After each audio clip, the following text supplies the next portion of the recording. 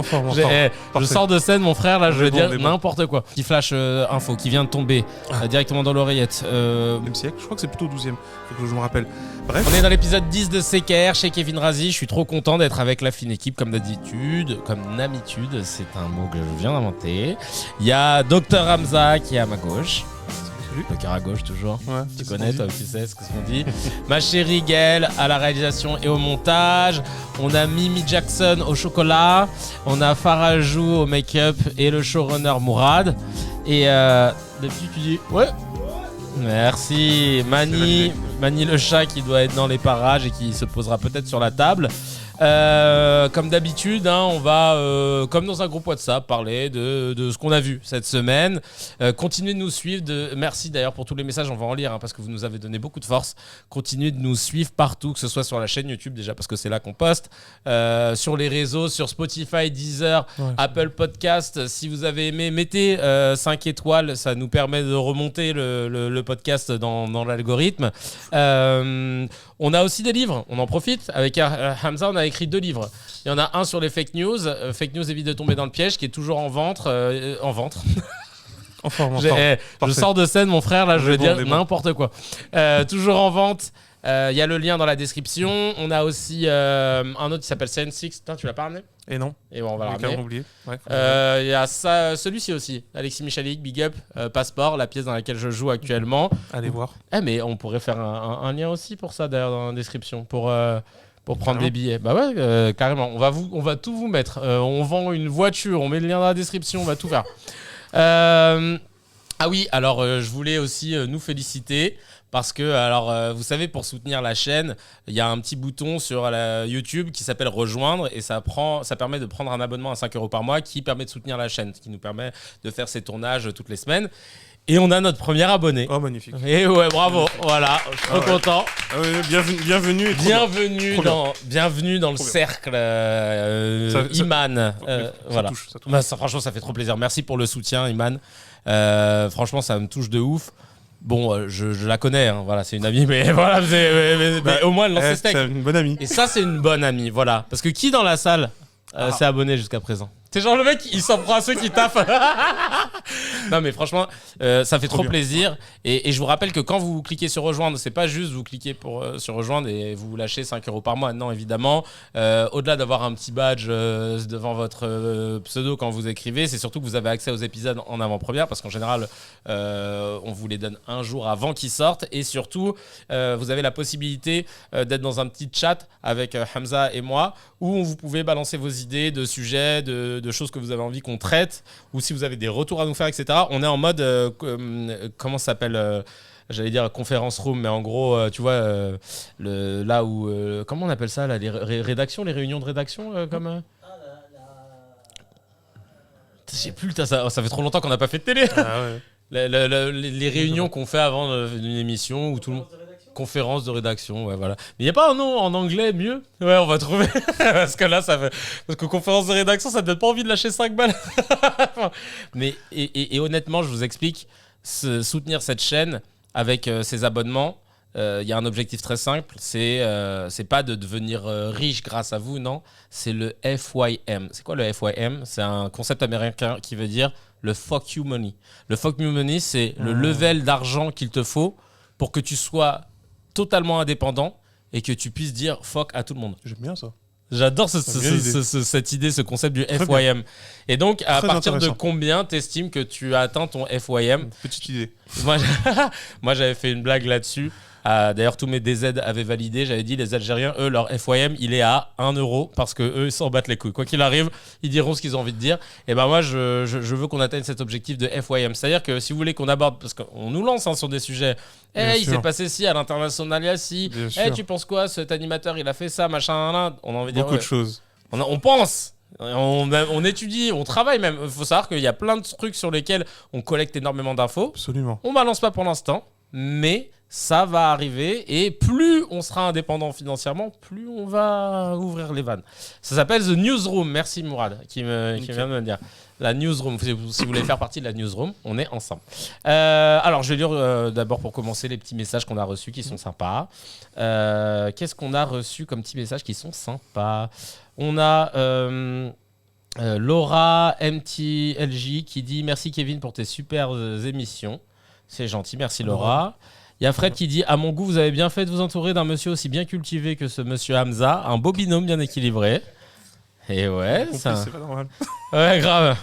Et ouais, il a le même nom de famille que toi en plus. Alors après, ça réagit par rapport à Dinos. Dinos qui interdit les photos et vidéos à ses concerts. Il y a Zaza qui dit Foresti l'avait fait à son avant-dernier spectacle il y a quelques années. Step by Step qui dit moi, ne pas pouvoir être certaine d'avoir le message s'il arrive un truc à mon fils juste pour aller voir un spectacle, 3 petits points. Ça, alors je lui ai répondu à elle. Je lui avais dit mais tu sais, moi je suis né dans les années fin des années 80 et quand on sortait et qu'il n'y avait pas de portable, on n'était pas dans une psychose à l'époque. Alors certes, c'est un plus, mais faut pas croire que quand on n'est pas joignable, c'est la merde. Avant, on faisait... Tu te rappelles quand on se donnait un rendez-vous samedi 15h au centre commercial Belle Épine, samedi 15h, il n'y avait pas de 10 minutes avant. Ouais, je suis pas bien, désolé, ou j'ai une galère. Non, t'es, quoi qu'il arrive. Complètement d'accord. Et donc je me dis, voilà, tu peux te le permettre. Là, en plus, c'est juste le temps d'un spectacle. Les gens, ils aiment trop dire, mais imagine, il se passe quelque chose. À chaque fois, je dis, mais oui, mais à l'époque, on faisait comment ? Il se passait pas plus de dingueries à l'époque, il y avait pas plus de morts, plus de dégâts des eaux, plus de... Après, on peut comprendre un peu l'inquiétude, machin. C'est des enfants et tout. Voilà. Ouais. Après, il y a des manières de faire. Tu peux sortir, à la limite. C'est au pire. En fait, le système là où tu mets ton... En fait, le système, c'est de mettre ton portable dans un truc magnétique et il te permet de le récupérer après. Tu peux sortir de la salle si vraiment tu as besoin d'utiliser ton portable. Et là, il te le démagnétise, tu passes le coup de fil et après, il te le remet dans la poche et tu re-rentres. Voilà, donc, pour les cas comme ça particuliers, je pense qu'il n'y a pas de... Moi, je connais des gens qui ont fait... je crois que c'était Boudère qui me racontait ça. Il me disait qu'il avait fait une soirée une fois où tout le monde devait mettre son portable dans une espèce de panier. Et le panier, il était à l'entrée et il y avait une petite pièce dans l'entrée. Et si tu voulais consulter ton téléphone ou des trucs comme ça, t'allais dans la petite pièce, tu passais tes coups de fil, tu regardais tes messages sur Insta, machin, puis après tu revenais à la soirée, mais tu laissais le portable là. Ouais, c'est bien. Et franchement, il m'a dit, on a passé une bête de soirée parce que t'es pas le nez sur ton portable, tu rigoles, tu t'es pas là tu te sens pas épié, tu te sens, enfin bref, affaire à suivre. L'histoire de la femme qui a déplacé le cadavre de sa mère là en voiture, il y a eu des réactions. Il y a Abou Hanifa qui dit pompe funèbre c'est un méga business mais l'humanitaire c'est pire. 70% des dons servent à payer les salariés qui exploitent les bénévoles et payer les campagnes de collecte. Dès qu'il y a des intermédiaires, les sous sont dilapidés. Piège jaune, c'est de l'humanitaire quoi. Sinon toujours au top les CKR, mieux que la chanson de Booba. Il y a une chanson DKR, ouais voilà, c'est ça. Sympa, salut Mani. Merci, c'est gentil. Sur les pièges jaunes, il y a Sarah qui dit ouais, c'est ce qui m'énerve avec l'existence des associations et événements de charité. On demande aux gens normaux et donc qui galèrent aussi d'aider une cause qui devrait être bien gérée par le gouvernement grâce à nos impôts. Donc c'est un problème qui ne devrait pas exister. C'est ça. C'est le résumé. C'est le résumé. Beau résumé de ce qu'on dit. Mauve qui dit je suis par terre et pendant ce temps là, lui c'est Emmanuel Macron. Il ferme des lits dans les hôpitaux. C'est quelle logique ? Je suis infirmière, on souffre. Heureusement qu'il y a les plaies jaunes. Non, c'est affligeant. C'est fou, hein. C'est affligeant. Ouais. Et là, on a un dernier message de Lotfi Abdelli, qui est un humoriste tunisien que j'embrasse, qui vit à Paris maintenant. Il a répondu sous la vidéo des agriculteurs qui prennent des produits étrangers pour les donner au Resto du Cœur. Il a mis, mais après, il considère que c'est des produits de merde. Est-ce que c'est honnête de les offrir au Resto du Cœur ? Je lui ai répondu avec un smiley qui rigole en disant c'est mieux que rien. Et franchement, je sais pas quoi dire. Mais c'est le geste, quoi, tu vois. C'est juste de se dire, ah bon, bah voilà, quoi, tu vois. Et... Bref, bon. Carrément. C'est parti pour commencer avec la petite news. Alhamdoulilah, la petite news où quand tu l'entends, tu te dis, ah, alhamdoulilah, ça fait plaisir, Dieu soit loué. Il y a un premier traitement qui est désormais disponible pour les personnes atteintes de vitiligo. En France, le vitiligo, c'est une maladie auto-immune qui provoque une dépigmentation de la peau progressive. Michael Jackson a eu la vitiligo, Édouard Philippe aussi. Ça touche près de... Comment ? Mais les deux, c'est bizarre parce qu'Édouard Philippe, il a perdu... Non, je sais pas s'il a perdu les poils ou c'est lui qui les a rasés en vrai. C'est lui qui a rasé sa barbe, je pense. Je sais pas. Mais il a changé de teuté, quoi. Genre vraiment, tu vois les deux teutés. Mais il a pas changé de politique. Mais il a pas changé. Ouais, en plus, il se droitise de plus en plus. Et tu sens qu'il veut revenir. Il s'est dit, bon, on va prendre la tendance. Donc ça touche près de 1 à 2% de la population française.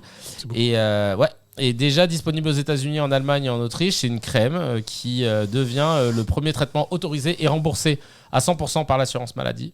Et la porte-parole du laboratoire en France a déclaré « Le patient va se voir repigmenter de manière progressive jusqu'à repigmenter quasiment à 75% au bout de 6 mois pour la plupart. » C'est impressionnant. C'est ouf, hein. Bah ouais. J'ai même du mal à y croire tellement c'est impressionnant. Bah ouais. Parce que ça fait longtemps qu'on connaît cette maladie. Bah, et... Michael, ça a été un des premiers cas de célèbre. En fait, c'est dur. Parce que oui, il y a le vitiligo que tout le monde voit quand c'est le visage, par exemple, ou les bras ou les mains. Mais il y a aussi dans le corps, etc. Et ouais, non, c'est pas du tout. C'est intéressant. C'est vachement intéressant. Il y a eu pas mal de messages. Parce qu'il y en a un qui pense que Michael s'est blanchi la peau. Genre, oui, tout le monde. Tout le monde pense ça. Tout le monde. J'ai eu une grosse discussion avec. Parce que si en ce moment, possible. Mais oui. Il y en a qui aimeraient, hein, mais... Non, il y en a qui le font, on le sait. Oui. Mais ils sont roses, dégueulasses. Avec des grosses taches flippantes. Avec des grosses taches flippantes. Et je pense. Et une option cancer. Ouais. Et j'ai un pote qui me dit. Non, le produit il est hardcore là. Ils appellent ça le choco là, c'est un bordel. Mais j'ai un pote qui regardait là, et il faut trop qu'on le regarde d'ailleurs le truc sur Netflix là sur Michael Jackson quand il a réuni tout le monde pour faire We Are the World. Il y a un documentaire là-dessus. Tu l'as vu? Il est bien, Mimi? Ah, c'est validé, c'est bon. Non, c'est pas décisif, c'est un truc qui est sorti là. Ouais, c'est sorti il y a une semaine. Et là où il y a des gens qui chantent bien en fait. Ouais, là où il y a des... Ouais. Et tu vois pendant 48 heures comment il a réussi à réunir tout le monde, comment il a monté le truc et tout. Et mon pote Mike, il me dit, tu vois que dans la vidéo, il est un peu rose, machin, ça se voit qu'il a mis du choco, tout ça. Et moi, je lui disais, c'est un gamin. Et moi, je lui disais, en fait, la vérité, elle est entre les deux. Je pense qu'il avait cette maladie, la vitiligo, et je pense que du coup, comme ça prenait le pas de plus en plus sur sa peau d'origine et que ça faisait des taches ignobles, bah, il a voulu égaliser. Ouais, c'est possible. Je pense que c'est ça en fait. Hein. Il a voulu égaliser et c'est pour ça qu'il a pris des produits. Après, là, il y a mais tout il le s'est rapport pas à l'image blanchi et tout. Bah oui. Ouais, mais il pas parce que les gens ils te disent il s'est blanchi genre pour pas ils ont fait une narration. Daron, parce qu'il voulait plus être noir et tout, mais rien à voir. En fait, il a cette maladie depuis qu'il est tout petit, depuis qu'il chantait dans les Jackson 5 et tout. Et en plus, les gens ils disent dans les témoignages, bah ouais, quand il enlevait son t-shirt, on voyait qu'il avait des grosses taches dans le dos, etc. Et tout. Donc ça commençait à arriver. Et je pense qu'à un moment, il a fait le choix d'égaliser. Tu sais que je me demande même s'il n'y a pas eu parce que j'ai déjà entendu même un narratif sur le truc de genre son choix de changer de couleur. Il y a vraiment eu un narratif comme ça qui disait même que dans les titres, c'était quasiment des questions existentielles qui se faisaient. Black or white. Bah oui, non mais littéralement. Tu sais, ouais. Et I'm bad, etc. et tout. Tu vois, non mais vraiment. C'est-à-dire qu'en gros, qui disait que chacun de ces titres était une sorte de parcours de questionnement existentiel qui se disait, ouais, et à la fin, il a changé de couleur. Tu vois, mais non mais il y a vraiment un narratif. Et je me demande, je sais pas si ça vient de la prod ou si ça vient de.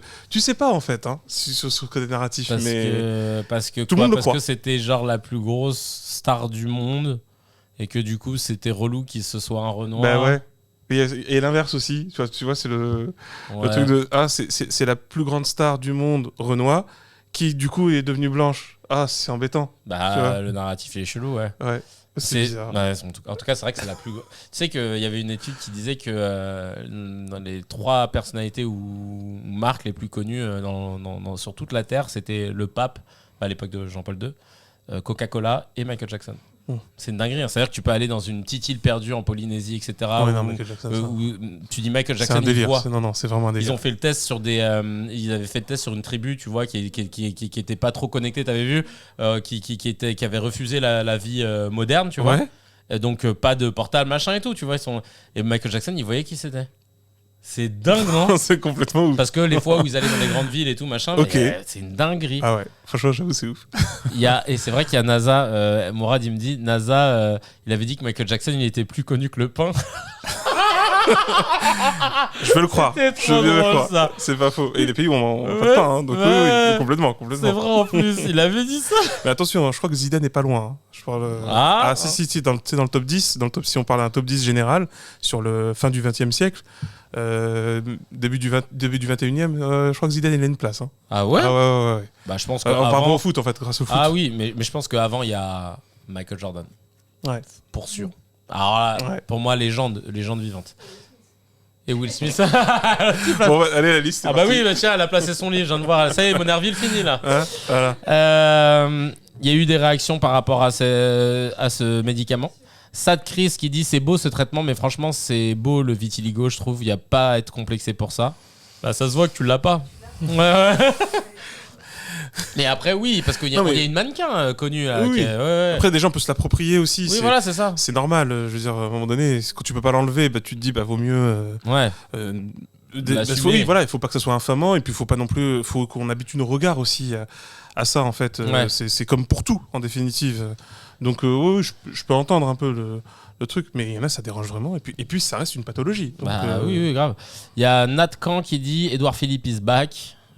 C'est des cons. Mais lui, pour le coup, il a pas changé de couleur de peau. Bah non.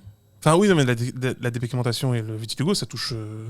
Quelle que soit ta pigmentation d'origine. Oui. Hein. En fait, tu vois que sa peau a changé. Ouais.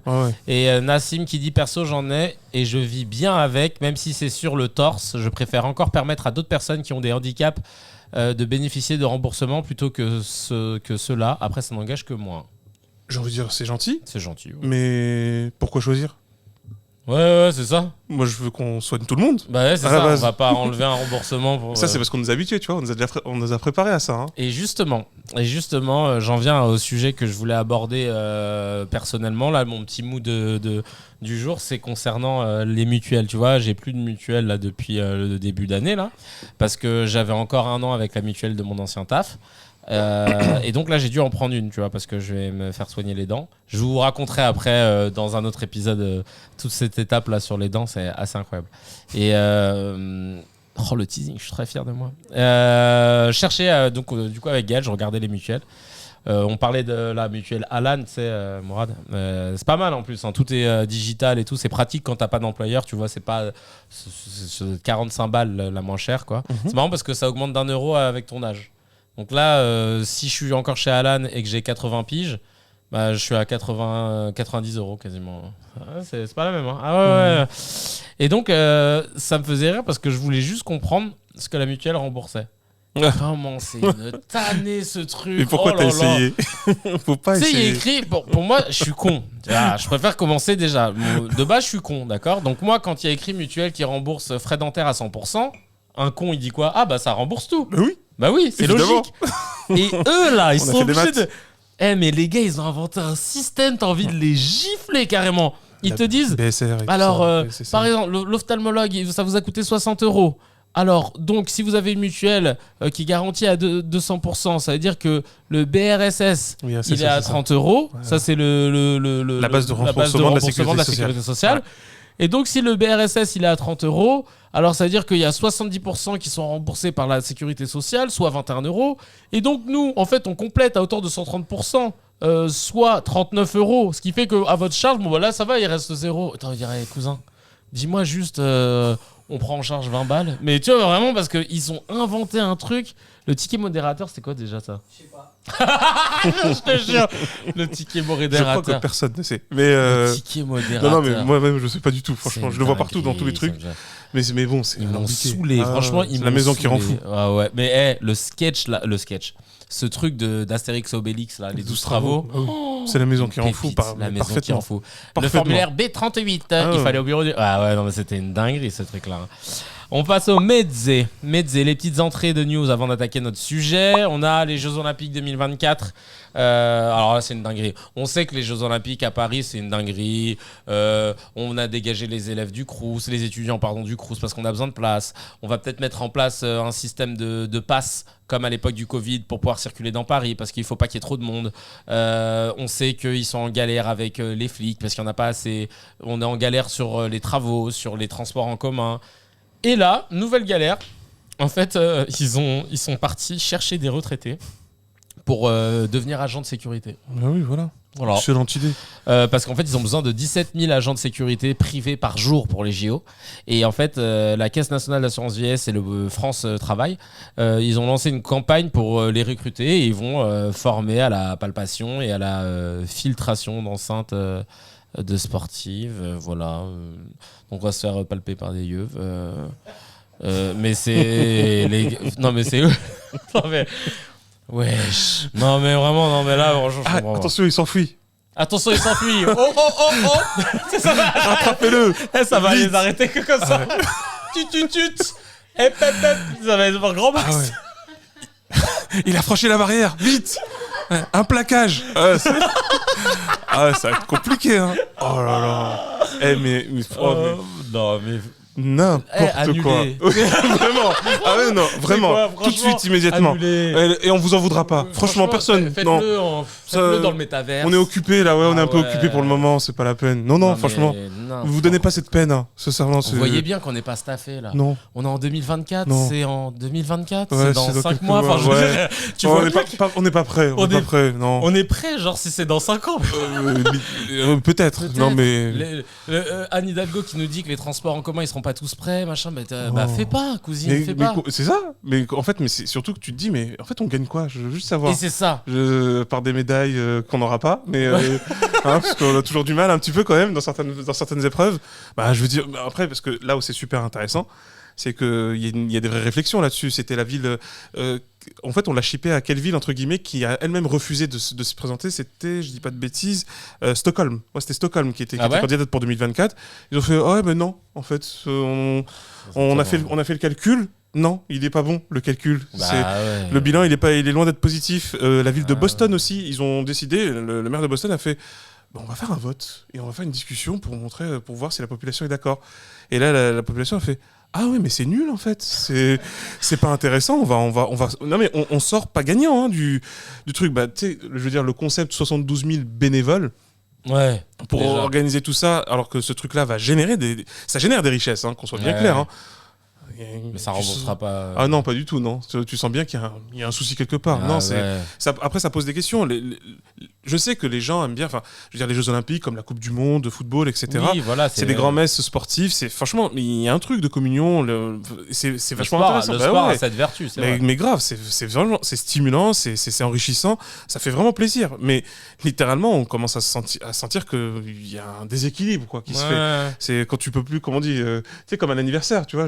C'est bien de faire un anniversaire pour quelqu'un, mais tu peux pas accueillir 10 000 personnes si t'es dans un appart qui peut accueillir que 100 personnes au maximum, tu vois, entre guillemets. Donc non. C'est exactement ça. Et là, on sent qu'on n'est pas équipé pour ça. Donc, Mais d'ailleurs, c'est intéressant ce que tu dis quand tu dis qu'ils ont voté. Ils ont fait voter les gens pour décider à Boston, c'est ça, pour savoir il me semble que c'est à Boston, si je dis pas de bêtises. Parce que là, par exemple, les Parisiens, ce dimanche, ils ont été amenés à se prononcer là pour oui ou non une votation, tu vois, comme en Suisse. C'est bien.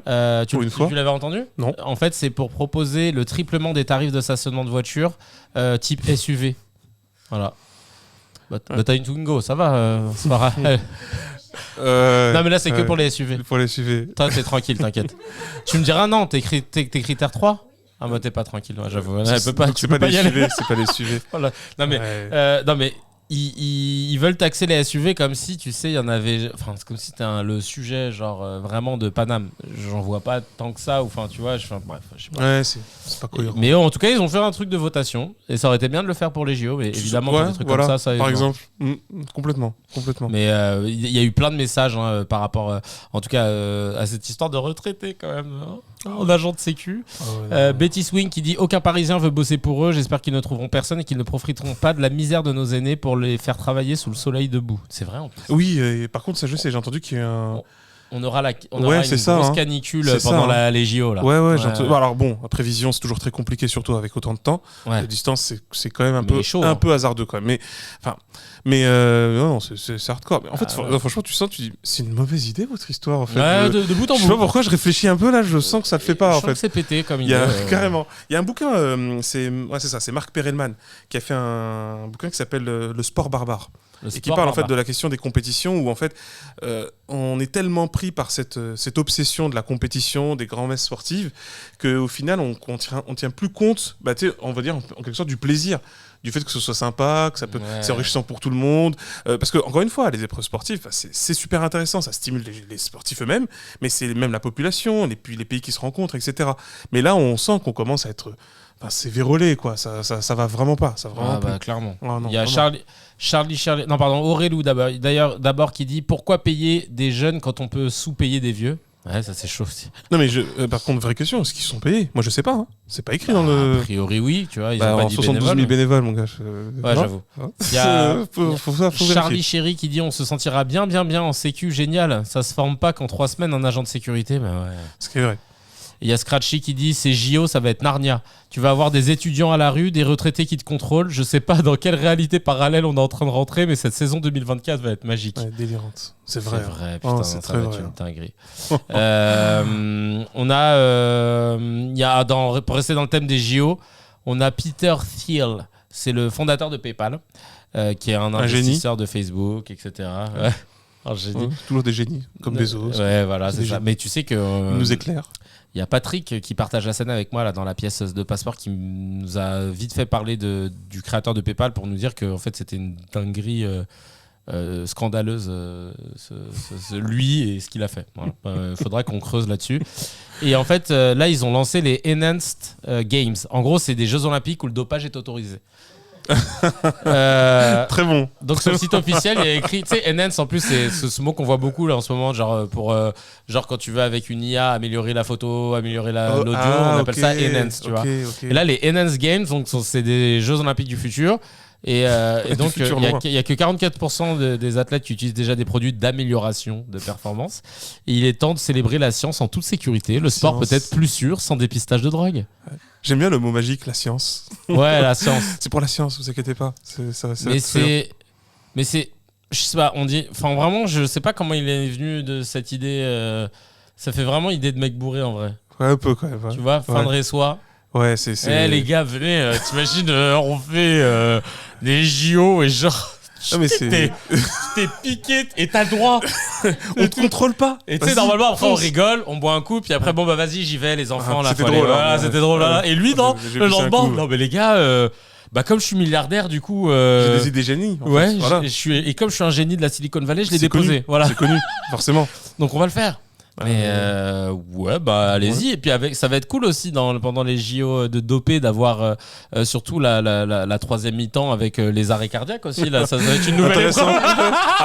Ils viennent faire un AVC. Voilà, intéressant. Un AVC et un deuxième AVC. Là. Intéressant. Une paralysie.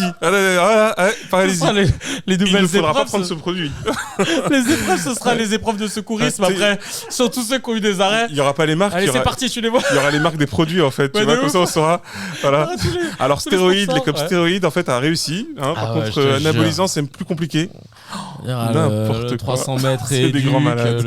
Je te jure. Le 4 fois réanimation, ils sont là. Allez, c'est parti, attention. L'Uruguayen là qui est vraiment en passe de le réveiller. Ouais, ça va être dingue. Il y a eu plein de messages. Dodge Hippie qui dit en vrai, ce serait amusant à regarder. Mais on verrait pas la différence, les gars. C'est comme regarder le. Parce que si tout le monde est. Ça ressemble. Ouais, ça ressemble. Ça ressemble au Tour de France. C'est pareil. Pourquoi il accélère à la fin? Ouais, c'est ça. Ouais, c'est juste que là, voilà, ils accélèrent tout le long, en fait. Il y a aussi Brandon qui dit. Qui dit ça existe déjà, ça s'appelle les Jeux Olympiques. Oh Zach Winner qui dit c'est un concept intéressant. Ouais, bah. Un peu, même les perchistes se dopent, c'est impressionnant quand même. Même dans natation. Non mais tout en fait. Il y avait un pote de ma sœur qui était dans le milieu de la natation quand il était plus jeune et il allait faire sport-études et tout, et un jour en réunion avec ses parents et son entraîneur, ils lui ont dit est-ce que vous nous autorisez à administrer des produits qui permettent d'améliorer la performance machin. Et donc il dit comment ça, bah vous savez ça fait partie du truc et tout machin. Et donc ils ont dit ben non en fait. Il dit bah oui, mais tout le monde fait ça, sinon on pourra pas prendre votre fils, il va être dépassé par tout le monde et tout. Puis il a pas fait c'est dingue. Mais tu sais, ça me fait vraiment penser à. Je me souviendrai tout le temps de cette interview de Virenque par rapport au cyclisme, où en fait à un moment donné. Lui, elle et Guignol, ils l'ont terminé. Mais parfait, mais c'était parfait. Mais en plus, il a eu des descendants là-dessus. Mais surtout quand à un moment donné, on lui dit oui, ça vous fait quoi en fait d'avoir triché, etc. Et lui, je me souviens parce qu'il était vraiment à fond. Il disait mais arrêtez de dire que j'ai triché. Tricher, c'est quand tu fais pas comme les autres. Tu vois ? Oui, il a pas dit ça comme ça, il a dit arrêtez de dire que j'ai triché. Voilà. Il avait oui, un peu moins affirmatif. Non, mais vraiment, tu vois, il dit. C'est dingue quand même. T'imagines le match quand on est à dire ça, c'est fou quand même. C'est ça. Il y a Zach Winner qui dit c'est un concept intéressant qui semble beaucoup plus honnête que les Jeux Olympiques, dans lesquels plus de 40% des athlètes admettent avoir utilisé des substances dopantes, mais seulement 1% sont pris au piège. Ah, je savais pas ça. Ah, c'est ouf. Il y a Sioux qui dit ça sent pas bon cette histoire. Si ça se fait, ça risque de pousser les producteurs à faire de la dope toujours plus dangereuse, juste C'est pour vrai. voir un athlète rajouter 0,3 Mais c'est secondes vrai. au compteur. Ouais, c'est ça, C'est- ça va c'est- être la course. Dans le livre Le sport barbare, il parle de ça aussi, cette problématique de la compétition. C'est-à-dire que, en fait, il y a une différence entre l'émulation. Si mes souvenirs sont bons, il parle de ça. En fait, entre l'émulation de, tu sais, tu participes au même sport et tu essaies d'avoir des beaux résultats et tout, de faire un peu plus parce que tu sais le faire, machin. Et l'idée de compétition pour elle-même. Tu vois, par exemple, c'est vrai, c'est connu. La team américaine en général, elle a vraiment cette obsession depuis la guerre froide d'avoir toujours des records olympiques. Ouais, oui. Tu vois, le truc des records olympiques, etc. Et à un moment, tu sais, mais tout le monde se dit, mais physiologiquement, c'est pas normal en fait. Ouais. On devrait pas toujours pouvoir dépasser.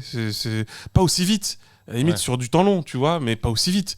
Et c'est pour ça que d'ailleurs, les produits dopants, c'était vraiment à ce moment-là que ça a pris un pic. Enfin, dans les années 90. Ah, mais ça m'étonne Ah, pas ouais, ça. 90. Et il y a Joseph Novak qui met une compétition de toxicomanes en gros. Pourquoi pas? Ça va être sanglant, je te jure. Il y a Rémi Buzine, le journaliste de Brut, qui avait porté plainte pour des faits de violence de policiers à son encontre lors d'une manifestation le 1er mai. Et la plainte a été classée sans suite pour infraction insuffisamment caractérisée. Oui. Le truc, c'est qu'il y avait une vidéo où on le voit se faire tabasser, traîner par terre. Alors voilà, peut-être qu'il- Insuffisamment caractérisé. Non, c'est peut-être que c'était un jeu entre eux. Ouais. Ils jouent à chat. Voilà. Il y a peut-être pas assez de caractère. Touché à toi. Voilà. Ou pas assez de caractérisé. Ouais, c'est ça.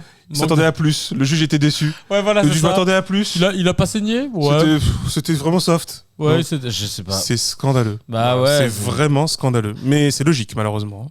Logique Ouais. de quoi? Logique, en fait, dans le principe de la mécanique de répression. C'est-à-dire qu'en fait, tu peux pas désavouer une répression. En gros, il y a et ça, on l'a vu avec même la question des Bah, la justice, elle est censée des être révoltes indépendante. de banlieue, en fait, aussi. Ah oui. Ouais, mais non, en fait, c'est compliqué. C'est très compliqué. Dans le sens, c'est qu'il y a, oui, dans le sens où tu vois des magistrats, etc.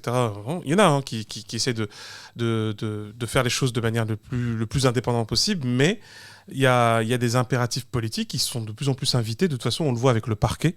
Parce que c'est ça, en fait, hein, c'est que tu as une des parties de la justice qui est le parquet, et le parquet, c'est lié au ministère de la Justice. Et en fait, lui, il reçoit des injonctions. Alors, d'ailleurs, techniquement, c'est pas censé se faire, et en plus, en manière générale, c'est pas censé exister sur cette relation-là. Mais en France, elle existe. Ouais, parce que les magistrats, ils sont censés être indépendants. Totalement, ouais, c'est vraiment le principe. Et mais bon, je veux dire, là par contre, j'inventerai, hein, c'est-à-dire que c'est notre président suprême qui l'a dit. Hein. Il dit, je ne crois pas en un pouvoir judiciaire. Ah oui, il l'a dit littéralement. Hein. Donc tu fais, ah, bah merde, j'étais encore dans une démocratie il y a quelques heures. Merde, je me suis c'est gouré. gênant, c'est très gênant. Ouais. Et donc ouais, et là c'est le problème de la mécanique de répression, c'est-à-dire que là on n'est pas entre guillemets dans une erreur judiciaire basique. Il y avait des voyous et puis ils sont tombés sur Rémi Buzine. Bah non, c'est que qu'est-ce qu'il fait Rémi Buzine? Rémi Buzine, il documente les violences policières, il documente la répression policière, il documente les débordements qui deviennent vachement récurrents sur littéralement des agressions qui sont faites à des manifestants. Et donc à un moment donné, en fait, il est ciblé, en fait. Et c'est pour ça que la vidéo, malheureusement, c'est pas la seule. J'en ai vu tellement dans Rémi Buzine se prendre des coups. En plus, il le répète, parce qu'en plus, dans la vidéo, tu l'entends. Je suis de la presse, il y a écrit presse, Ouais, je suis là, tu peux journaliste, pas faire, la presse.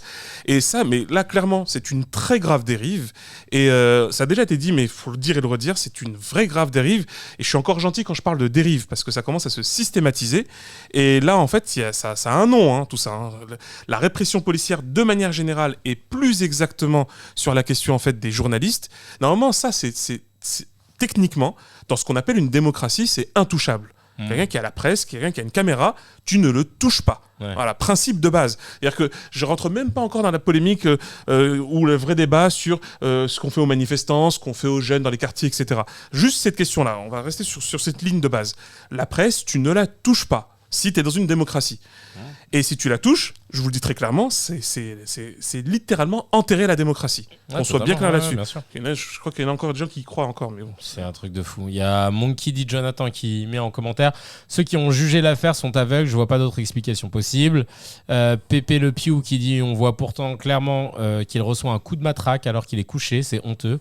Et après, vous souhaitez que le peuple respecte la police et la justice. Et attention, la question se pose très sérieusement. Hein. Ah bah, c'est Attention, compliqué, hein. attention. On joue avec le feu avec des décisions comme celle-ci. Depuis trop longtemps. Et il y a Dark Oden qui dit: il respire encore, c'est bon, c'est pas assez caractérisé. Non, mais C'est un truc de fou. Bah, c'est limite ça. Hein. Ah ouais, mais non, mais à la fin, ils vont dire oui, il est tombé tout seul. Non, mais il est tombé sur la matraque plusieurs fois, en fait, il a rebondi. Ouais, il a rebondi sur la matraque. C'est gênant, hein. C'est... Voilà. Ouais, il a voulu stopper la matraque avec sa tête. Drôle d'idée. Drôle d'idée. Voilà. J'ai pas compris. Voilà. Tout en filmant, on ne comprend pas, c'est pas. Tout en criant je suis de la presse. C'est un nouveau lubie, c'est un trend TikTok sûrement. Sûrement, ouais, c'est sûr. Il y a une enquête pour finir le Medzé qui est pilotée par la plateforme d'investigation Follow the Money et des médias européens, dont Le Monde, et qui révèle que près d'un quart des 704 eurodéputés actuellement en fonction ont été impliqués dans une affaire d'infraction à la loi ou de violation d'un règlement. C'est beau. Et c'est ouf parce que tu te dis, il y a des boulots pour lesquels... regarde déjà, alors, je sais que tu n'as pas le droit d'avoir un casier quand tu veux être ambulancier, par exemple. Prof aussi. Prof aussi ? Oui. Ah, oui, t'as pas le droit d'avoir un casier. De tout niveau. Député, redéputé, on s'en fout. Si t'as eu un casier, c'est pas grave. C'est beau.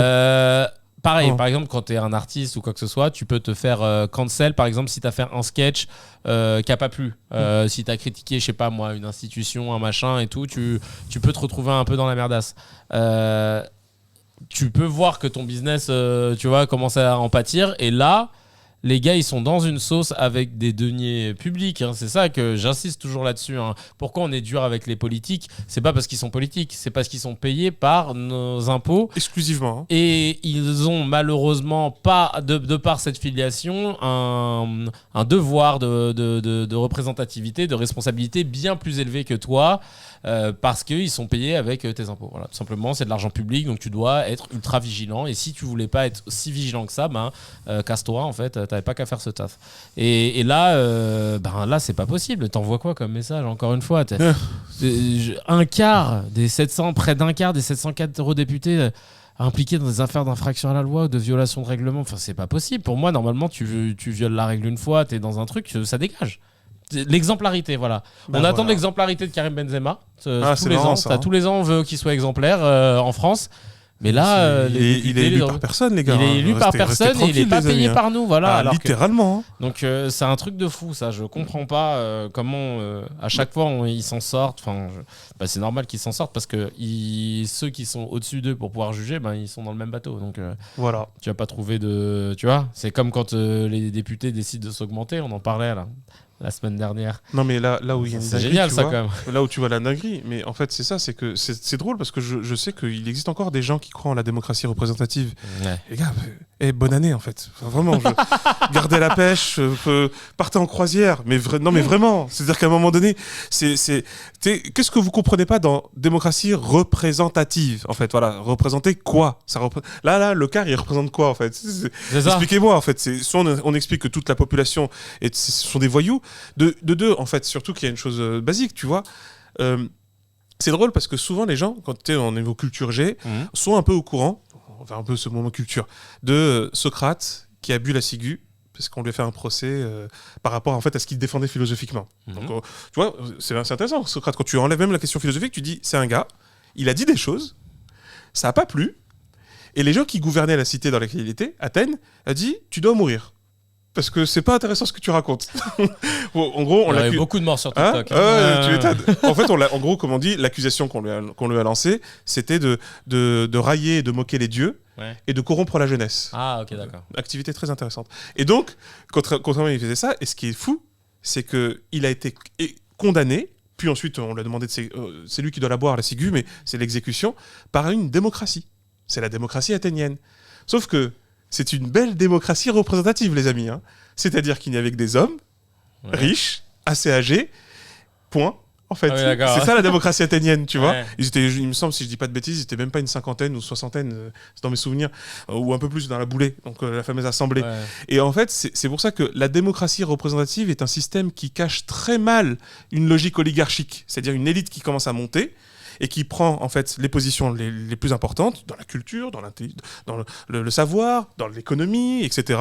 Et qui ensuite très naturellement va s'installer et va dire ouais on vous représente ouais mais de loin hein. Ah ouais super, revotez, n'oubliez pas de voter hein, n'oubliez pas de voter, c'est important super important pour moi hein. Pour la démocratie voilà, pour qu'elle soit très vivante. Et ça je renverrai encore une fois à ce magnifique passage dans le livre parce qu'il en parle beaucoup, Todd, dans La défaite de l'Occident, à partir de la page 150, c'est un florilège, C'est merveilleux, faut le lire.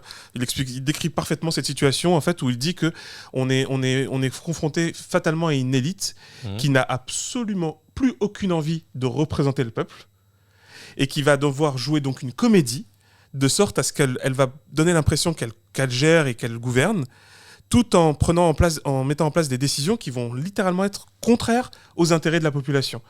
Donc un fameux jeu de jonglage, mais qui est très macabre d'ailleurs. Hein. Mais... Bah totalement, putain. Ah. Franchement, c'est... je sais pas comment on pourrait bouger ce truc-là, mais ouais, c'est ce truc de démocratie, moi j'en peux plus. Là, je suis devenu très très très dur quand on commence à me dire ouais, faut voter parce que... quand même, tu vois, c'est les députés qui te représentent. Arrête, ils ne me représentent pas. Mais rien du Parce tout. qu'ils n'auraient pas voté un quart de ce qu'ils ont voté. Sinon. Mais grave. Déjà, ils n'auraient pas voté leur augmentation s'ils me représentaient. Mais non, mais franchement, c'est vrai. Non, mais c'est exactement. C'est une vieille mythologie. C'est une vieille mythologie, le truc de la. En fait, ça aussi, il ne faut pas prendre des bons cas pour la généralité. C'est-à-dire qu'il y a des gens. Il y a des députés des députés hommes et femmes d'ailleurs, qui essayent en fait ils ont une conscience et morale et politique et intellectuelle où ils se disent non, faut que je fasse un taf, je vais vérifier des choses. Sans déconner, ça existe. On n'est pas en train de. Bien sûr, je sais, les gens disent c'est des magots. Non, c'est qu'en fait, justement, le problème, c'est quand tu as un système qui produit de manière majoritaire, le truc des eurodéputés, c'est effrayant, qui produit de manière majoritaire un phénomène de corruption, un phénomène de détournement de l'opinion, de détournement de l'aspiration du peuple. Ben on se dit très très gentiment et au début calmement, votre machine elle fonctionne pas, les amis. Et c'est pas comme si, parce que c'est ça le truc, c'est que je veux bien entendre le truc de oui, mais on n'a pas le choix. Mais là, on peut faire autrement. On peut littéralement faire autrement. On a de nombreux moyens, en particulier sur la question de la démocratie directe. Parce que c'est ça le vrai truc. C'est que dites-moi dans quelle mesure ce n'est pas possible de faire une démocratie directe. On peut le faire, c'est pas un problème. Et l'ennui, c'est quoi? C'est qu'il représente, mais il représente pourquoi? C'est quoi? Il sait mieux? Elle sait mieux? Il gère mieux? Bah non, en fait, c'est pas vrai. C'est pas vrai du tout. Tuteur, tu vois. Non, mais c'est une dinguerie. On va passer au thème du jour. Et celui-là, c'est un de mes préférés, les survivalistes. Alors, c'est quoi les survivalistes? C'est donc des gens qui se préparent à l'effondrement de la société telle qu'on la connaît. Donc, un moment où il y aura une guerre civile qui va se généraliser et où on aura des pénuries de bouffe, etc. Enfin, ce sera l'anarchie, etc. D'ailleurs, il y a une série qui s'appelle Le Désordre, l'effondrement sur MyCanal et qui est très très bien. Mais bon, là, moi je suis plus abonné à MyCanal, donc allez sur IPTV et elle y est aussi et c'est très très bien. Et en gros, tu vois un peu les plusieurs passages de... En plus, c'est une série qui est...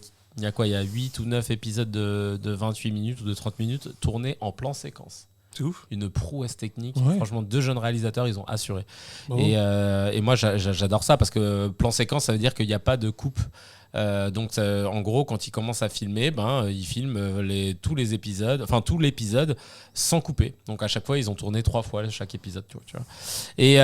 Et donc, il y a énormément de gens qui pensent que ça va partir en vrille. Moi, je connais un ami qui, lui, dans son garage, il m'a montré, il y a des armes, il y a des bidons d'eau, il a enterré de l'argent dans le jardin, il a des denrées non périssables, des Toki, des machins, il est prêt. Donc moi, je sais où je vais déjà là, si j'ai une galère. Et donc, il y a une vidéo de Rick Ross, le rappeur américain, et qui est avec son gilet jaune et son petit casque de construction, il est en train de se construire une énorme propriété de l'apocalypse. Voilà, il y a une vidéo qui tourne, on le voit, il est en chantier avec son bunker et tout. Et en fait, ça fait suite aux annonces de Mark Zuckerberg, de Jeff Bezos, d'Elon Musk, qui ont construit leur bunker eux aussi, donc ça fait flipper tout le monde.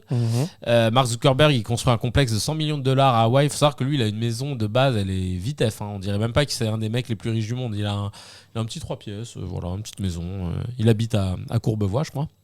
Corbito. Mais non, mais c'est vraiment c'est l'équivalent à Bécon-les-Bruyères, je crois. Mais il est toujours habillé pareil et tout. Et là, d'un coup, bam, il a mis 100 millions de dollars sur la table à Hawaï avec un énorme bunker souterrain de 450 mètres carrés. Sympa. Les JO, tu peux les faire en dessous. Je pense. Il y a l'abri. L'abri contient une trappe d'évacuation, un espace de vie, une salle mécanique et des portes en acier. Et il sera également complètement autosuffisant avec son propre réservoir d'eau et des aliments cultivés sur place. N'importe quoi. Et Et donc, d'ailleurs, il y a quelqu'un qui c'est drôle, un Viking GMG qui met il creuse sa propre tombe avec un smiley. C'est strictement. Mais en fait, moi, je voulais te lancer sur un sujet parce que nous deux, on en a déjà parlé, mais on n'en a pas parlé aux gens. C'est la théorie de. Tu sais, moi, j'ai remarqué un truc depuis au moins 10 ans. Tous les blockbusters américains aujourd'hui ont des méchants qui sont pas trop méchants. Parce qu'en fait, ils ont un projet, c'est d'éradiquer une grosse partie de la Terre parce qu'ils estiment qu'on est trop nombreux sur Terre et que du coup, il faut garder les meilleurs, etc. Parce que la Terre ne pourra pas accueillir trop de monde. Et tu le vois dans les Marvel avec Thanos. Oui. Parce qu'au final, Thanos, il n'a pas envie de devenir le maître du monde. Tu sais, à l'époque, les méchants, les méchants, à l'époque, ils disaient oui, je veux contrôler le monde. On ne sait pas pourquoi. Mais pourquoi faire comme ça, le monde sera à moi. Parce que c'est ça le but, tu vois, vraiment c'était ça un peu avant. Et là, tu sais, ils ont décidé de pimper un peu les méchants dans les films. Et maintenant, le méchant il est là genre, je veux pas contrôler le monde, mais on est trop nombreux. Et je vais donc éliminer la moitié de la planète pour le bien de la planète. Donc Thanos, c'est ce qu'il fait. Dans Kingsman, pareil, Samuel L. Jackson, il a réuni tous les riches qui vont rester entre eux, donc ils ont choisi le haut du panier parce qu'ils savent que le monde c'est la merde. Snowpiercer, c'est pas exactement ça, mais en gros on les réunit par catégorie, les gens qui ont plus d'argent on les met dans le train parce que en dehors c'est la merde, etc. Et donc il y a cette notion, et je trouve ça très pernicieux, enfin on va en parler, mais qu'est-ce qu'ils veulent nous dire les scénaristes américains à nous faire des méchants qui veulent juste nous dire qu'on est trop nombreux sur Terre? Est-ce que c'est vrai ou pas? Oh, le rire de méchant qu'il a fait. Bah oui. je commence ou pas, Kevin? La masterclass commence à partir de quand? T'es sûr de ton coup? Et donc, la question, c'est quid de cette théorie du surpeuplement, Dr Hamza? On va déjà poser le truc. On en a un peu parlé avec la culture américaine quand je parlais de la culture protestante. Parce que d'ailleurs, c'est la culture protestante américaine, parce qu'il y a une culture protestante européenne qui est un peu différente quand même. Mais en gros, si tu veux, on peut le commencer un peu avec Malthus. Charmant personnage, c'est quelqu'un qui est absolument horrible. Parce que Malthus, il est très inspiré, donc c'est un prêtre. Enfin, c'est un pasteur, précisément, justement, parce qu'il est protestant. Et anglican, donc bon, c'est un peu confus, mais ça, c'est un autre sujet. Il écrit une lettre au maire de Londres, et il dit, bon, pas tout le monde est invité au banquet de la nature, donc il va falloir faire une petite sélection. C'est là ce qu'on appelle l'émergence du darwinisme social. Il dit, bon, je vous recommande, je le fais en vite, sa lettre de l'enfer, c'est même pas la peine de la lire entièrement, mais il te dit quoi? Il dit, je vous invite à une idée intéressante, c'est de placer les plus pauvres et les plus miséreux proches des marécages, afin qu'ils puissent attraper des maladies naturellement. Et comme ça, en fait, ils mourront plus facilement et plus rapidement, pour que comme ça, en fait, la société sera débarrassée d'un poids lourd qui ne sert à rien. Littéralement, hein, c'est un peu ça en substance. Et comme ça, en fait, seuls les plus valeureux, donc les plus actifs, les plus courageux, les plus productifs, survivent. Et la nature a besoin en plus d'eux. Donc c'est parfait, ça s'équilibre super bien.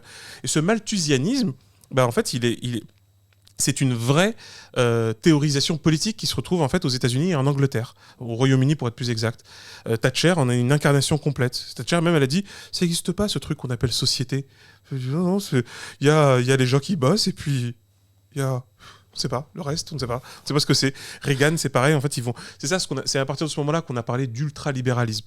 Et donc, il y a vraiment cette croyance, quand on parle de darwinisme social, où, en fait, donc on considère que les gens qui sont faibles, qui sont pauvres, qui sont malades, ou potentiellement malades, on ne devrait pas trop faire d'efforts pour eux, parce que c'est perdre du temps, et qu'en fait, on devrait laisser la nature accélérer son travail sur eux, et s'en débarrasser gentiment, tu vois. Ouais.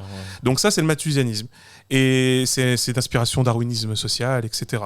Mais là où c'est intéressant, donc ensuite ça a alimenté une théorisation qui est restée elle aussi très longtemps à partir de Malthus. Là, on va le dire comme ça, le mythe de la surpopulation. Voilà. Y a des gens qui croient encore en ça. Alors, on va voir. Il y a deux manières de voir la surpopulation. Soit on évalue la surpopulation à un point M dans un moment précis. Et là, c'est le principe d'une surdensité, tu vois, parce que c'est normal. À un endroit précis de la planète, il y a forcément des ressources limitées, tu vois. Donc, s'il y a trop de monde à ce moment-là, dans cet endroit-là, au même moment, là, il y a surpopulation. Et là, on a un souci. Mais il faut le distinguer de la surpopulation de manière générale. C'est-à-dire ce mythe qui consiste à dire on va bientôt arriver à 10 milliards, c'est une catastrophe, voire 15 milliards, que va-t-on faire? La planète ne peut pas supporter. Bah non, en fait. Si mes souvenirs sont bons, je suis toujours un peu fâché avec les chiffres, mais normalement c'est pratiquement ça. Seuls 10% des êtres humains de la planète consomment 75% des ressources de la planète. Ça, c'est quand même très chaud, les gars. C'est très grave. Donc oui, il y a une surpopulation des 10% là, en fait. Ouais, ces 10%, ils sont trop. Tu vois, Ouais. y a un truc qu'il faut régler. Et alors que si tu prends de l'autre côté, oui, parce que t'as des chiffres d'équivalence qui ont été pas mal médiatisés, disant par exemple que si tout le monde consommait comme les États-Unis, tu vois, ouais, si tout le monde consommait comme les Américains, et en particulier les Américains qui ont les moyens, Évidemment. t'as compris, parce que le SDF, c'est pas lui. Ouais. Et il faudrait 3 planètes Terre. Ouais, ça on l'entend. Ça, ouais, c'est vrai. Il y a une surconsommation dans un endroit précis et par des populations précises qui sont pas si nombreuses que ça, au passage. Alors que si tu fais un autre rapport, un autre ratio de densité humaine de manière générale, là on est, si je dis pas de bêtises, on est toujours à 7 milliards. Je sais pas si on est arrivé à 8 milliards. Mais on est toujours à 7 milliards. Je crois, ouais. Il me semble. Donc il y a des projections, tu sais, chaque année, en fait, voilà. Et puis sur du temps long, l'ONU, elle donne des projections démographiques. Les géographes font un travail là-dessus. C'est très intéressant. C'est une question importante de toute manière. Mais mettons ça 2 secondes de côté. Imaginons une chose. Imaginons que maintenant, au moment où on est en train de parler, on atteint les 10 milliards. On est 10 milliards d'êtres humains. Ouais. Vous savez ce que ça veut dire Donc je crois qu'il y a 220 États, machin, bref. Ouais. Dans tous les coins de la planète, on atteint les 10 milliards. Ça y est, on est arrivé à 10 milliards au total. Ouais. Si les 10 milliards, tu prends tous les 10 milliards d'êtres humains, tu les places dans les États-Unis d'Amérique. Allez, tu les amènes même pas en Alaska, juste dans les États en fait du continent dur. Ok. Tu ne les installes ni dans les déserts, ni dans les réserves naturelles, tu vois, ni dans les déserts, ni dans les réserves naturelles. Tu laisses les espaces agricoles safe, tu vois. Tu mets que dans les zones urbaines, les zones peuplées. Où tu crées même des villes, mais tu ne touches pas les déserts, etc. Ouais, non, tu vas voir, c'est une dinguerie. 10 milliards, t'entends? 10 milliards, ouais. Donc imagine un exode, plus personne ne vit ni au Japon, ni en Asie, ni en Afrique, ni en Europe. Ouais, imagine le truc, tu les mets tous là-bas. Ouais. Tu sais, on arrive à quelle densité? Non. Celle de l'Île-de-France actuellement. Oh, faut vérifier, c'est une dinguerie. Ce sont des pays vides. Les États-Unis et le Canada sont des pays vides, mais de chez vide, totalement. Et on est à 8 milliards. Ouais, voilà, 8 milliards et quelques. Donc 10 milliards. Laurent. Donc tu sais, ça signifie quoi? Mais t'imagines le truc? C'est-à-dire que si toute l'humanité, elle pouvait se loger dans une... Non mais vous vous rendez compte? Alors oui. Dinguerie. Non mais on se sent qu'il y a un peu de monde en Ile-de-France. Faut dire la vérité. Mais vas-y, va à Melun, va à Rambouillet, tu vas voir. Il y a de la forêt, ça va. Donc au final, ça signifie quoi en fait? C'est que non, la planète Terre, elle a énormément de ressources. Mais par contre, c'est vrai que il suffit que peu de monde, donc par exemple les pays super industrialisés, et en particulier les plus riches, et en particulier les grands groupes industriels, etc., si eux, ils dégueulassent massivement les ressources de notre planète, ah bah oui, là on va plus s'entendre, on va avoir de gros problèmes. Ça, c'est certain. Donc, c'est ça qu'il faut se rendre compte, en fait. C'est que, globalement, il n'y a pas trop de monde. Ce n'est pas vrai. Ça, c'est une vision précisément cultivée par ceux qui ont le pouvoir. Parce que, bah oui, c'est eux qui disent vous êtes nombreux. Ils ne disent pas nous sommes nombreux. Vous êtes nombreux. Vous êtes trop nombreux. Tu vois bah oui, parce que les gars, ils gardent les parts. Bah ouais. Et donc, tu vois, et c'est là que ça renvoie à l'autre aspect. Parce que c'est ça qui me. Quand tu as parlé de ces questions de surréalisme, que je trouve super intéressantes, c'est les millénaristes et le messianisme. Millénarisme et messianisme. Ouais, c'est tout ce qui tourne autour de l'apocalypse, ou de la fin du monde, ou d'un truc qui va arriver. Ça, c'est un truc qui existe en fait dans tous les systèmes religieux, depuis toujours.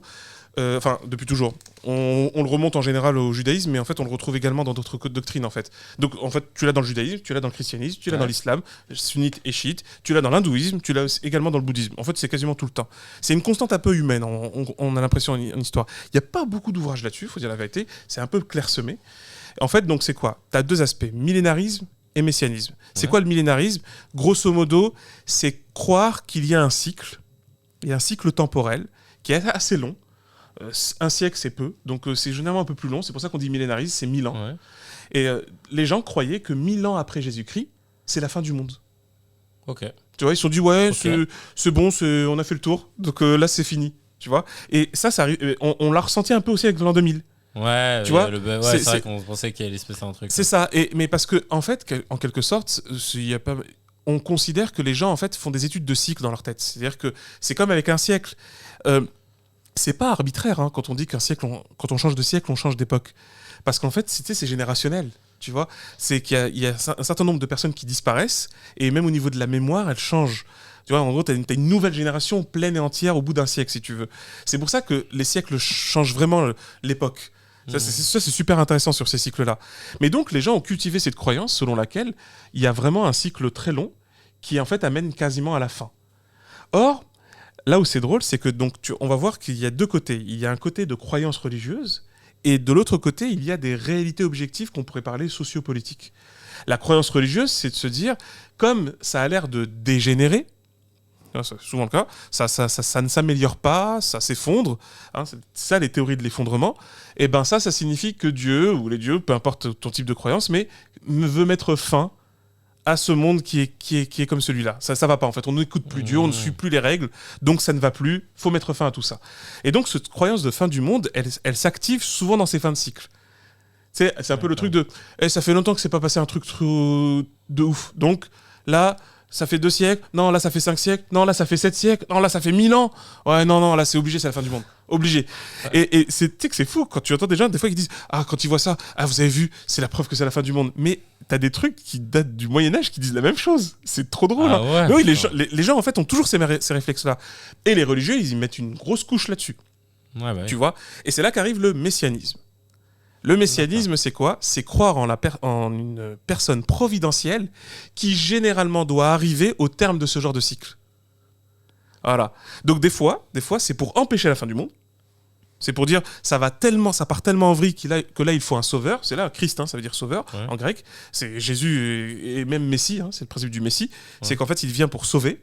Donc c'est le sauveur. Enfin ça c'est ce qu'on a dit un peu après quand même. Ensuite il va y avoir des croyances comme ça que lorsqu'il va venir, il va pouvoir rétablir les choses. Sauf que ce qui est drôle, c'est que quand il est venu, il y a des gens qui l'ont suivi et des gens qui l'ont pas suivi. Ouais.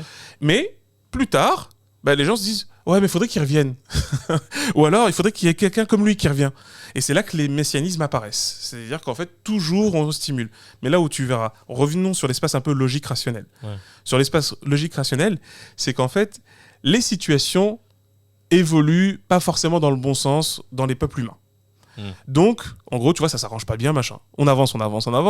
Et là, t'as tout le monde qui a l'air d'être témoin d'un effondrement. Ouais. Sauf que, qu'est-ce qui se passe ? C'est que comme les gens, des fois, se disent « Ouais, mais on peut rien y faire. Ouais, mais c'est compliqué. Mais qu'est-ce que tu veux qu'on fasse ? Bon, c'est comme ça. » Et en fait, la personne qui va avoir le courage et l'intelligence de dire « Ah non, mais il faut faire quelque chose, en fait.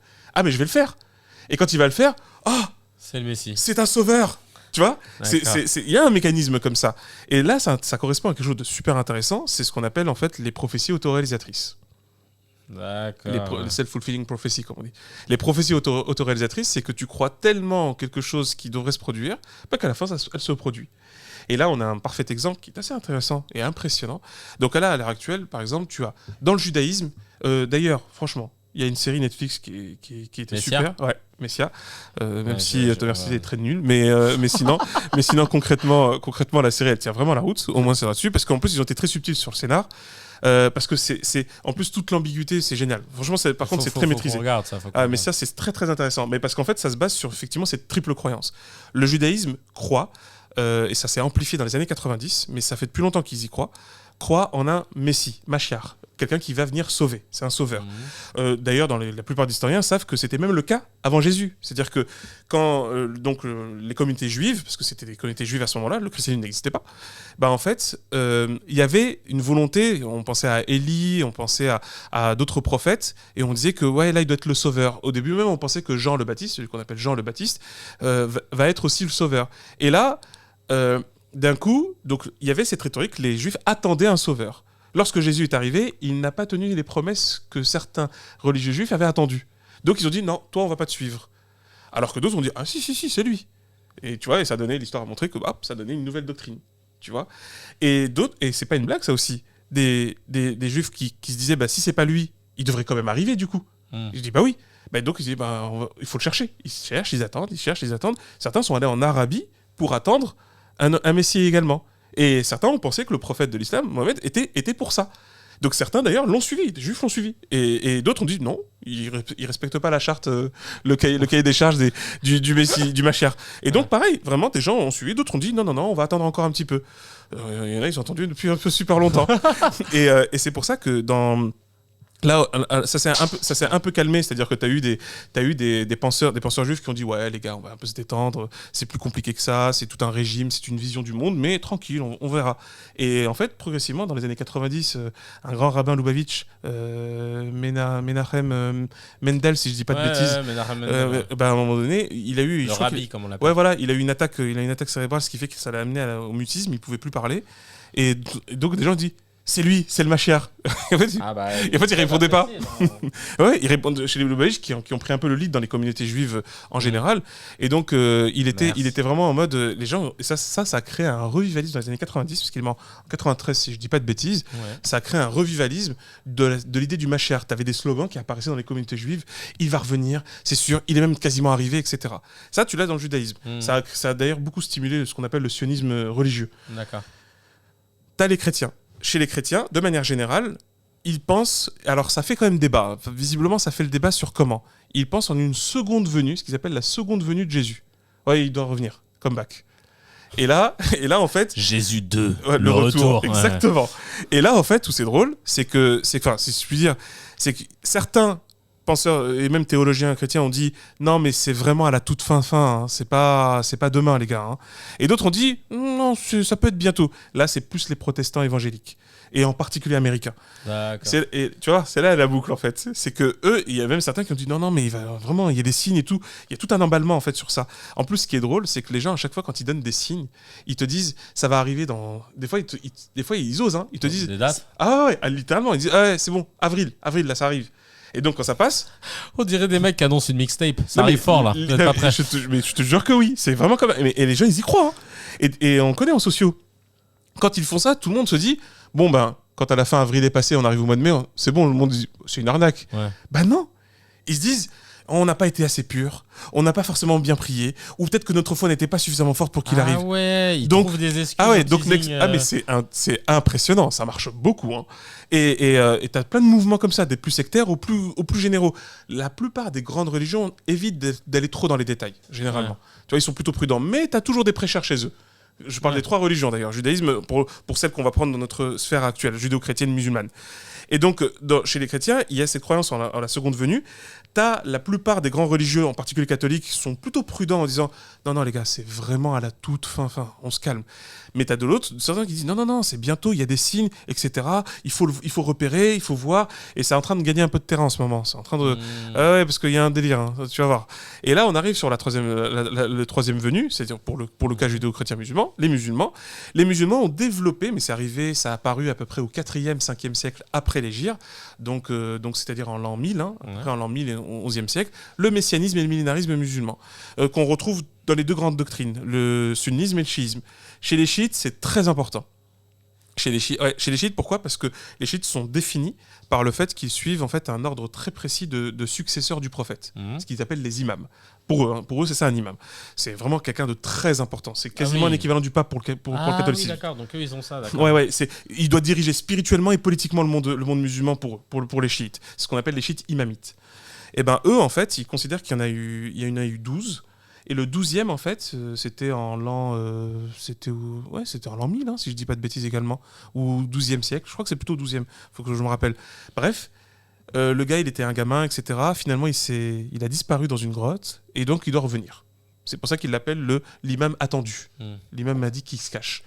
Et là, dis-toi, ceux qui gouvernent l'Iran actuellement, ils croient en ça. Hein. Ils y croient fort. Et très, très fort. Et il y avait un côté de on attend, on verra, il y aura des signes, et des fois il y a une croyance qui a dit on peut provoquer en fait, il faut provoquer sa venue, et donc il faut qu'on fasse des choses qui vont amener à ce que ça puisse se réaliser. Ouais, ça c'est un peu compliqué quand on arrive à ça. Chez les sunnites, ils ont récupéré un mélange entre les chiites imamites et les chrétiens, et un petit peu même dans le judaïsme, mais surtout chez les chrétiens. C'est que c'est pas une blague, les sunnites ont récupéré la croyance de la seconde venue de Jésus. Ils disent ouais il va revenir. Mais c'est marginal. C'est marginal chez les théologiens, mais beaucoup de croyants le pensent. Mais chez les théologiens, beaucoup de théologiens sont prudents là-dessus. Ils disent non, c'est plus compliqué que vous pensez. Et regarde, ils pensent que donc Jésus va revenir. 2, ils pensent qu'il y a un imam qui doit accueillir sa venue. Donc là, ils reprennent le truc du chiisme. Et 3, ils reprennent une croyance qui est plutôt juive, c'est celle de l'antéchrist, qui sera reprise aussi chez les chrétiens. Le Mahdi Non, le Dajjal. Le Dajjal, pardon. C'est en fait, en gros, parce que, bah oui, qu'est-ce qu'on dit les rabbins concernant le dossier Jésus? Ils ont dit, ah mais Jésus c'est un antéchrist. Tu vois, ils ont dit c'est un faux messie en fait. Bah oui, sinon ils l'auraient suivi, tu vois. Et ils disent, il y a toute une série de faux messies, et ça arrivera toujours. En fait, et ben là pareil, elle va s'incorporer dans les croyances musulmanes qui diront elles-mêmes, oui, attention, il y a eu toute une construction d'un faux messie qui s'appelle le Dajjal justement, qui veut dire l'imposteur. En fait, c'est un mot basique en arabe, ça signifie juste imposteur, mytho quoi. Et sauf que par contre, c'est une croyance impressionnante où ils pensent qu'il va avoir des pouvoirs, qu'il va se faire passer pour Dieu, machin. Et pourquoi c'est intéressant et important, c'est que ces croyances-là, quand elles viennent entre les mains et les têtes de personnes qui ont du pouvoir, ça amène à ce que même des politiques soient appliquées en fonction de ces croyances. Et là, la situation géopolitique à laquelle nous assistons aujourd'hui, elle fait une sorte de coïncidence entre un ensemble de croyances et des décisions politiques. C'est pour ça, et tu vois, c'est là que des fois tu te dis, ouais, non, mais c'est bon, il n'y aura pas d'Armageddon, de fin du monde, et des fois tu te dis, ouais, mais si, quand même, si les gars ils y croient, ils finiront par le faire.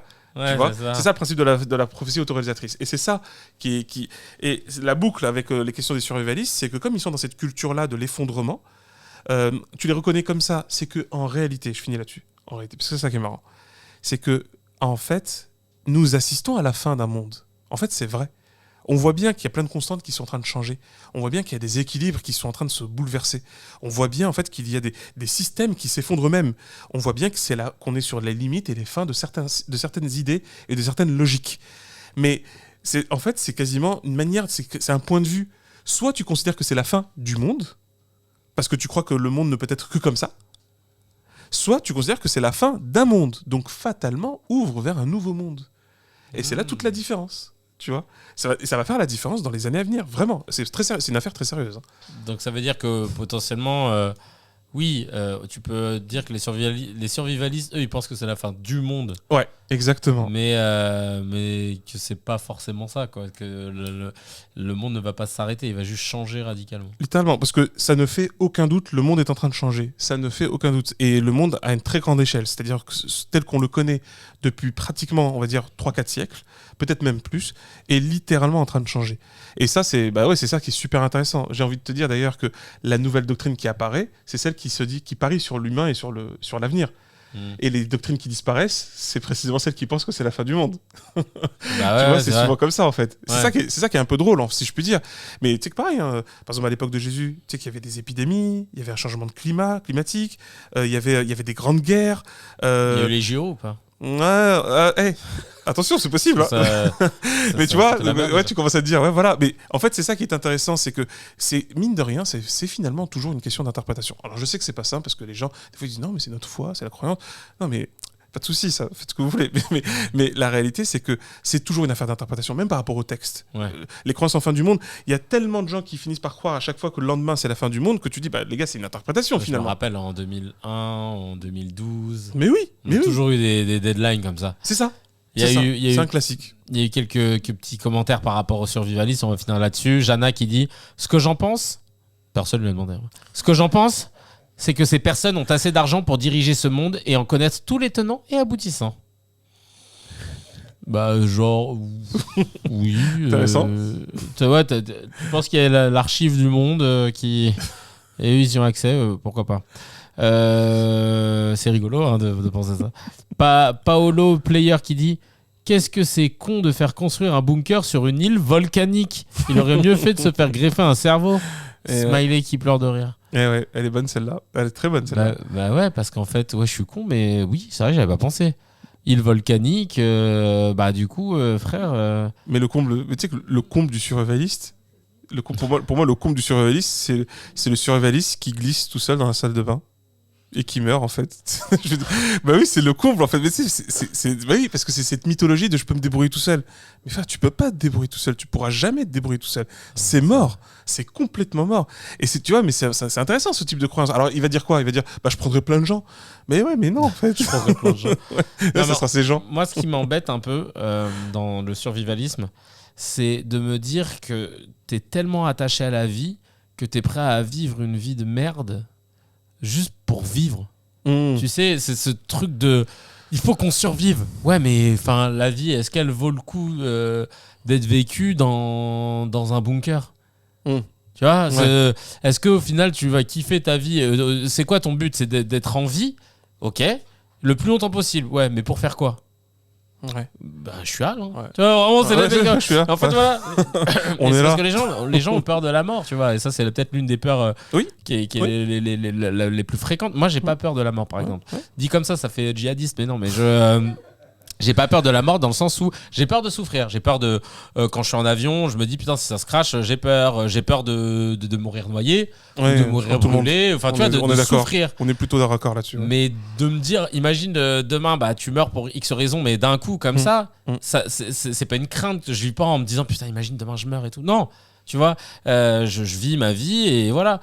Mais il y a des gens qui sont tellement attachés à la vie là ici-bas que du coup, tu sais, ils sont prêts à faire des pieds et des mains pour survivre, mais sans but en fait, juste de se dire c'est envie, comme si en fait leur valeur, elle existait que en étant vivant. Et qu'il n'y avait aucune postérité, qu'ils vont rien laisser derrière eux, qu'ils ont même peur de savoir ce qu'il pourrait y avoir après la mort, tu vois. Et je me dis, cette peur-là, elle est flippante, tu vois, parce que moi, dans les films, quand les mecs, ils sont là, ils te mettent un flingue sur la tête, ils disent, ouais, dis-nous où se trouve le code du machin, sinon je te tue. Mais moi, si tu mets une balle dans la tête, bah, je te le dis pas. Hein. Je te le dirai pas. Pam, ok, voilà. Mais les gens, ils sont tellement en stress qu'ils sont là. Non, mais il y a Metaverse qui dit ils ont peur de mourir car ils savent qu'après la mort, c'est fini pour les privilégiés. Pour les privilèges. Ah, tu m'étonnes. Ah, bah là, on va pas se mentir. Hein. Il y aura un peu moins dit. Mais ce que tu soulèves, c'est intéressant en fait. Mais c'est un vrai sujet. Hein. C'est, parce que c'est un sujet qui quasiment, depuis l'histoire de l'humanité, c'est la finitude. On appelle ça comme ça, on dirait que t'as inventé le mot. Ouais, t'as vu, on dirait c'est Ségolène Royal qui a inventé le mot. Non, la brevitude. Ouais, non, non, mais la finitude, c'est l'angoisse de la fin. Certains d'ailleurs même disent que c'est comme ça, c'est pour ça qu'on a inventé les religions. Je pense que c'est beaucoup plus compliqué que ça. Pour temporiser. Oui, et pour résoudre le problème. Parce qu'en fait, on a une obsession qui est intéressante, qui est très intéressante. C'est celle de se dire, c'est pas possible, quand quelqu'un là devant nous, il meurt, c'est pas possible que ce soit la fin. En fait, c'est ça notre obsession. On a un truc qui nous pose problème. C'est une impasse qu'on n'accepte pas. Tu vois ? Alors certains vont dire oui, bah, il est temps de grandir, accepter l'impasse. Encore une fois, c'est vraiment plus compliqué que ça en fait. La philosophie a dit non, attendez. C'est parce que d'ailleurs on le retrouve dans un excellent livre qui est pas si compliqué que ça. Tout petit peu, mais c'est parce que méfie quand même, ça dit ça. Non mais parce que c'est un des grands fondateurs de la physique quantique. C'est Erwin Schrödinger qui a fait un le chat de Schrödinger, c'est exactement. Lui c'est vraiment lui. Et il a fait un livre qui s'appelle Qu'est-ce que la vie ? D'accord. Et il parle de ça. Parce que justement, en gros, ce qu'il a découvert l'a amené à beaucoup réfléchir. Et c'est drôle parce qu'on pourrait se dire, rien à voir. Ben si, parce que tu sais que justement, le chat Schrödinger pose des questions. Et là, attends, il est techniquement, enfin, d'un point de vue physique quantique, il est à la fois mort et vivant tant qu'on l'a pas encore observé. Et là, ça l'a amené à se dire, mais attends, notre monde et notre vie, est-ce qu'elle n'est pas finalement entièrement comme ça ? Et là, et il se dit en fait que c'est une forme, que nous, en fait, on est une forme d'information. Enfin, lui dit même qu'on est de l'information. Et l'information ne meurt jamais. Donc, il dit c'est le support qui change, mais pas l'information. Et donc, tu vois, le gars, il développe. Hein. Lui, il me fait penser au film là, de Luc Besson avec... c'était Scarlett Johansson, je sais plus, là, où à la fin... elle Lucie. Ouais. Oui. Mais c'est pas un peu téléchargé un peu dans. Ouais. Mais le mec, je me rendais compte que j'allais spoiler le film là dans le plus grand des calmes. Vraiment. Mais en fait, c'est une façon très, on va dire, cartésienne, dirons-nous, enfin terre à terre, de parler de réincarnation. Oui, mais comme on dit, il ne faut pas sous-estimer les pensées très anciennes qui, en fin de compte, peut-être expriment avec des mots simples ou des idées simples quelque chose de très profond. Et il ne faut pas surestimer notre époque actuelle. celle de on a tout géré, c'est bon, ouais non la mort on sait très bien ce que c'est, tout. Non, t'as vraiment des chercheurs qui disent on va se calmer sur la mort et ce sera un beau sujet à faire en thème principal. Ouais, parce que je repense à une étude qui avait été faite et il y avait un livre qui avait... Mais attends, c'était pas sur Da Vinci Code qu'ils en avaient parlé? Je sais plus, ou alors un livre que j'avais lu qui était dans le même genre, sur le fait que tu sais quand quelqu'un meurt, son poids il diminue de 0,000. C'était dans quoi ça? Oui, non, mais il y a un film qui s'appelle 21 grammes. Ah oui, c'est il y a ça aussi. Ouais, moi j'avais lu dans parce qu'il y a livre. une expérience en fait. Et pour le coup, par contre, tiens, c'est bien pop culture. Je trouve qu'il y a une excellente série là-dessus. C'est Evil, donc EVIL, qui je trouve traite super bien la confrontation entre des croyances religieuses, en l'occurrence catholiques, mais pas seulement. Et parce que c'est un prêtre catholique avec une psy et un ingénieur, mais docteur, ingénieur vraiment stylé. Et en gros, il y a des phénomènes paranormaux, sauf que c'est extrêmement lié à est-ce que tu y crois ou pas. Et de l'autre côté, ça soulève des questions de ceux qui n'y croient pas. En fait, les deux sont interrogés. C'est intelligemment bien fait. Et il y a ce sujet. En fait, c'est. Enfin, non, je veux dire, c'est sur quelle plateforme? C'était sur Paramount, si je dis pas de bêtises. Toi, Paramount, toi? Non. Non, je ne vois pas de quoi tu parles. Je ne sais pas comment j'ai téléchargé. Bref, ces épisodes-là.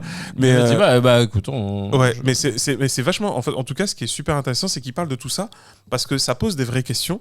Donc oui, a priori, c'est pas vrai le truc le changement de poids. On n'est pas très sûr de ça. Mais encore une fois, c'est toujours la question, c'est des anesthésistes très sérieux. Et par contre, il y a vraiment pas mal de livres là-dessus. Se pose la question des limites elles-mêmes de la mort.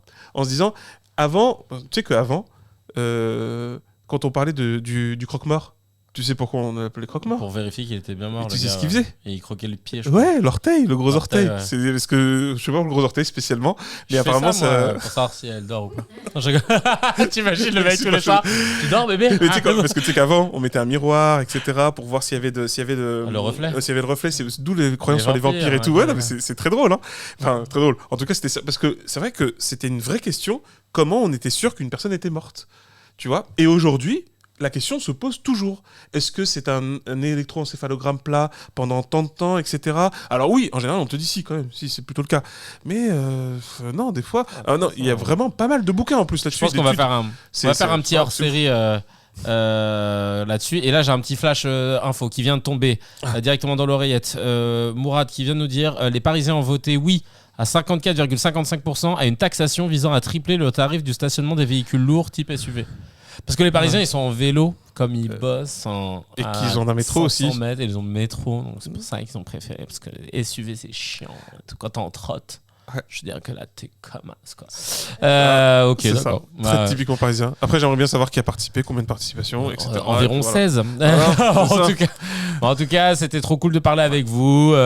Comme chaque semaine, continuez de nous suivre partout. Apple, Spotify, Deezer et sur notre chaîne YouTube. Continuez de follow, d'activer la cloche pour pas louper chaque épisode. A priori, c'est le mardi 18h30, mais parfois ça peut bouger. Je compte sur vous pour aller checker aussi la chaîne de ma chérie Gaëlle Cagnan. Il y a Maskoff, des épisodes toutes les 2 semaines quasiment là. Ça, bon, allez, tous les mois, tous les 2-3 semaines, mais des interviews vraiment très profondes sur la face cachée des sportifs de haut niveau.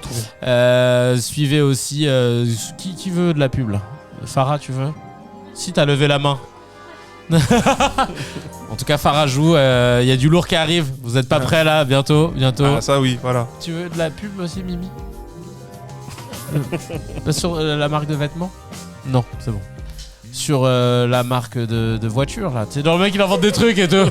Sur la marque de bateau. Les bretzels là aussi là que tu sortais. En tout cas, merci beaucoup, merci à toute l'équipe et puis on se retrouve la semaine prochaine comme d'habitude. Avec grand plaisir. On est ensemble.